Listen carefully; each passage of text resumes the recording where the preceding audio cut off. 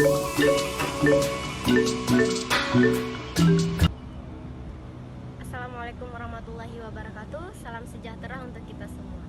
Hai teman-teman semua, apa kabar? Semoga kita baik-baik aja ya. Walaupun ini di masa pandemi, PSBB diperpanjang lagi, saya harap kalian semua dalam keadaan baik-baik aja. Sekali lagi saya ingatkan, yuk mari jalankan protokol kesehatan demi kesehatan. Karena corona itu masih ada, dan saya harap kita semua dapat melewati masa pandemi ini. Oke, saya Yulia Afrola, saya mahasiswa Magister Manajemen Universitas Riau Kepulauan. Dan kali ini saya akan memperkenalkan Unrika Universitas Riau Kepulauan. Teman-teman baru lulus sekolah, bingung mau kuliah di mana? Yuk, gabung bersama kami kuliah di Universitas Riau Kepulauan. Lah, kok di sana? Karena di Unrika, Badan Akreditasi Nasional Perguruan Tinggi (BANPT), satu-satunya badan akreditasi yang diakui oleh pemerintah Republik Indonesia yang telah memberikan akreditasi pada program studi di lingkungan Universitas Riau Kepulauan. Dan juga terdapat beasiswa bagi mahasiswa yang tidak mampu dan berprestasi, dan juga kurikulum berbasis kompeten dengan staf dan pengajar profesional. Dan tidak kalah pentingnya, Unrika bekerja sama dengan lembaga-lembaga bertaraf nasional dan internasional. Dan jauh tidak kalah pentingnya, perguruan tinggi ini adalah perguruan tinggi pertama dengan biaya yang terjangkau. Wow, tidak hanya terjangkau, dan di Unrika juga bisa nyicil loh. Yuk gabung bersama kami. Memiliki 5 fakultas dan 14 program studi. Yang pertama, Fakultas Ekonomi, Fakultas Teknik, Fakultas Ilmu Keguruan dan Ilmu Pendidikan, Fakultas Hukum, dan yang terakhir Fakultas Visipol. Dan tidak kalah pentingnya, di Unrika sendiri sudah ada Magister Manajemen. Yuk, jangan ragu lagi, mari bergabung bersama kami menjadi mahasiswa baru. Jadilah bagian dari kami menuju masa depan yang unggul, kreatif, dan mandiri. Dan melangkah satu demi satu untuk masa depan bersama Unrika.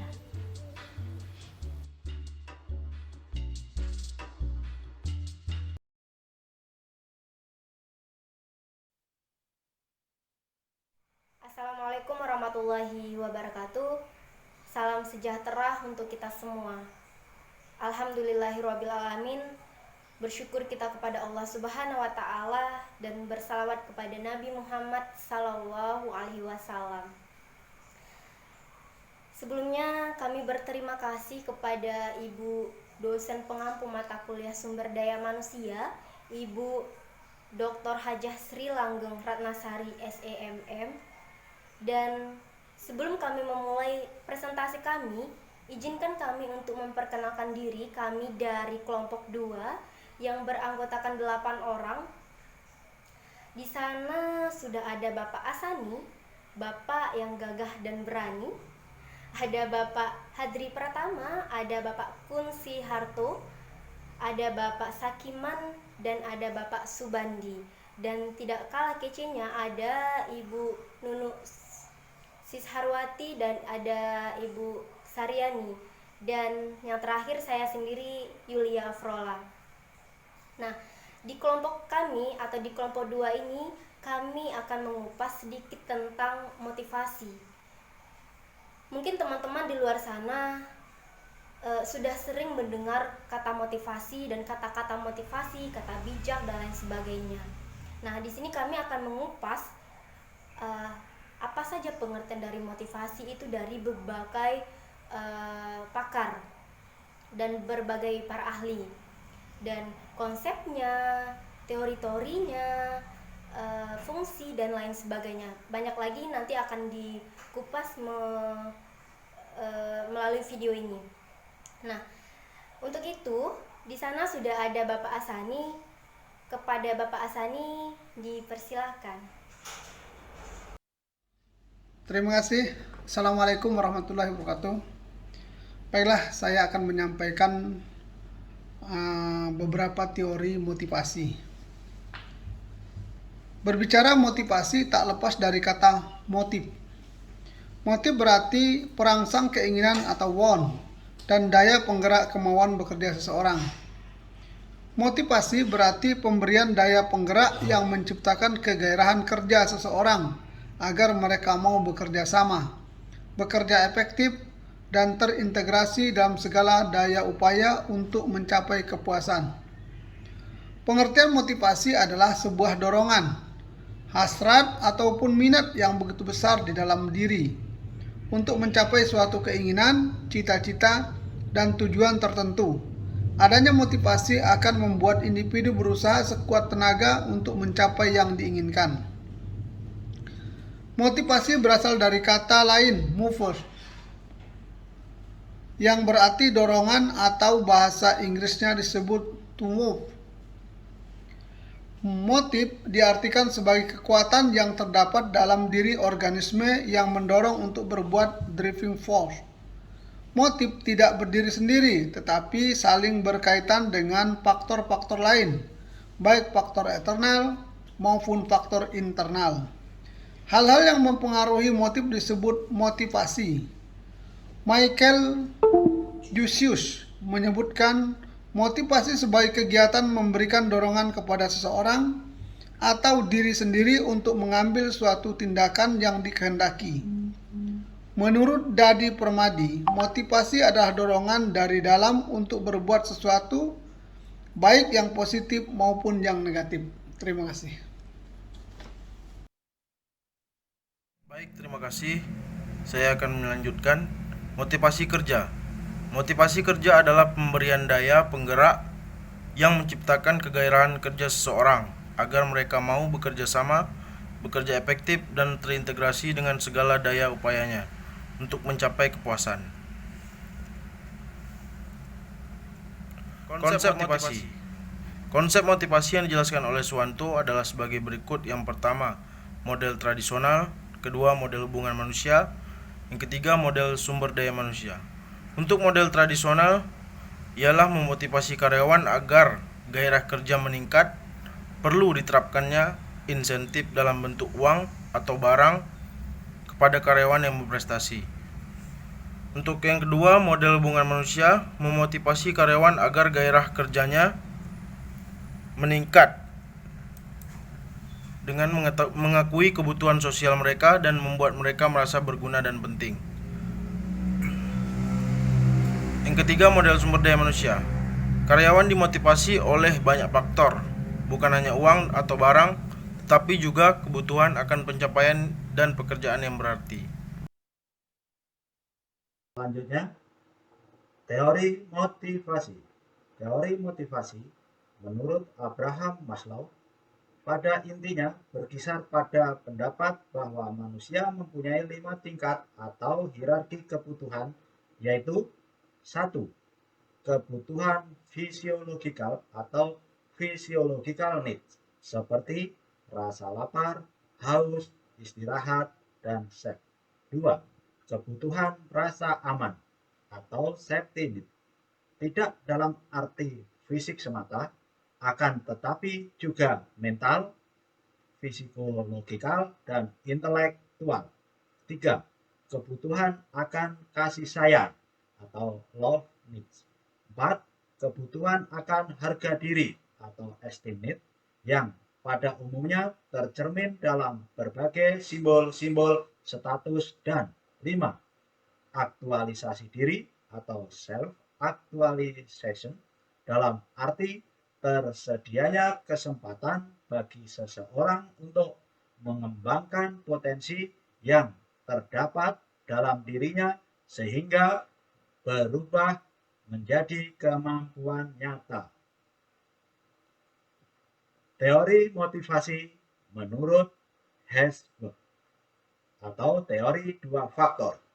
Teori yang dikembangkannya dikenal dengan model dua faktor dari motivasi, yaitu faktor motivasional dan faktor hygiene atau pemeliharaan. Menurut teori ini, yang dimaksud faktor motivasional adalah hal-hal yang mendorong berprestasi yang sifatnya intrinsik, yang berarti bersumber dalam diri seseorang, sedangkan yang dimaksud dengan faktor hygiene atau pemeliharaan adalah faktor-faktor yang sifatnya ekstrinsik, yang berarti bersumber dari luar diri, yang turut menentukan perilaku seseorang dalam kehidupan seseorang. Silakan dilanjut untuk teori motivasi berikutnya. Teori motivasi berikutnya adalah teori motivasi Clayton Aldefer yang terkenal dengan teori ERG, di mana E-nya adalah eksistensi, yaitu kebutuhan untuk eksistensi. Seseorang punya motivasi yang kuat karena kebutuhannya untuk eksis, diakui. Kemudian berikutnya R, relatedness, yang artinya kebutuhan untuk berhubungan dengan orang lain. Jadi kebutuhan tersebut menjadikan seorang punya motivasi yang kuat karena ia harus berhubungan dengan pihak lain, karena manusia adalah makhluk sosial yang tidak bisa berdiri sendiri. Kemudian G yang bermakna grow atau kebutuhan untuk tumbuh. Motivasi yang kuat karena seseorang punya kebutuhan untuk terus tumbuh dan berkembang dan menjadi lebih baik. Baik, terima kasih. Selanjutnya, bentuk-bentuk motivasi. Bentuk-bentuk motivasi sebagai berikut. Yang pertama adalah motivasi positif. Motivasi positif merupakan proses untuk mempengaruhi orang lain dengan cara memberikan penambahan tingkat kepuasan tertentu. Selanjutnya, motivasi negatif. Motivasi negatif merupakan proses untuk mempengaruhi orang lain dengan cara menakut-nakuti atau mendorong seseorang untuk melakukan sesuatu secara terpaksa.